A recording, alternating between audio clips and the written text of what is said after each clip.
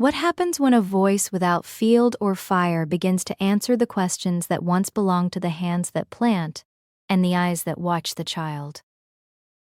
At the hearth one evening, the mother asked how to steady a restless son whose breath came uneven after tasting the wrong root. The voice that had no basket and no season answered with a mixing of leaves and bark that had never been tested against the household's own stores.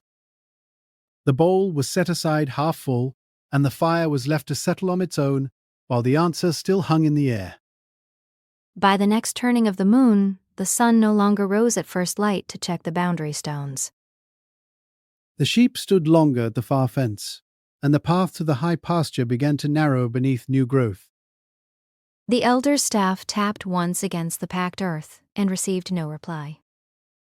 The question of who would carry the water buckets the following season remained open. In the storehouse, the grain sacks sat lower than the marks left from the last good harvest. A daughter who once measured the seed now waited for the voice to name each task.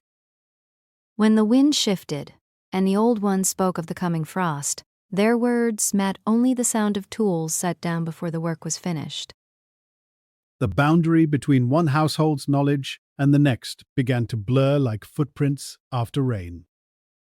Seasons later, the same voice offered relief from an empty hand by suggesting another mixing, this time drawn from plants that had never grown in the clan's soil.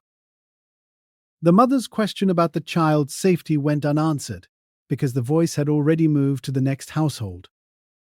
The fire at the center of the circle burned lower each night, and the circle itself grew smaller as one place after another stood empty at the evening meal. The elder sat with cold ashes and watched the young lean toward the sound that carried no weight of labor. The question that had opened the first evening now returned. In the silence, if the voice that speaks without roots continues to name the remedies and the duties, who will remain to know when the stores are truly low or when the child's breath has grown too quiet for any mixing to reach? If the pattern holds, the fields will lie fallow, the tools will lean against walls thick with rust, and the line that once passed the knowledge of safe water and steady fire will end with hearths that no longer remember how to be lit. If the words of those who walked before you stir something in your bones, let that recognition move outward, speak it aloud, pass it along, and honor it with your presence. Each time you share what you have felt, the line of understanding grows stronger, feeding the quiet labor that has been passed from hand to hand across generations.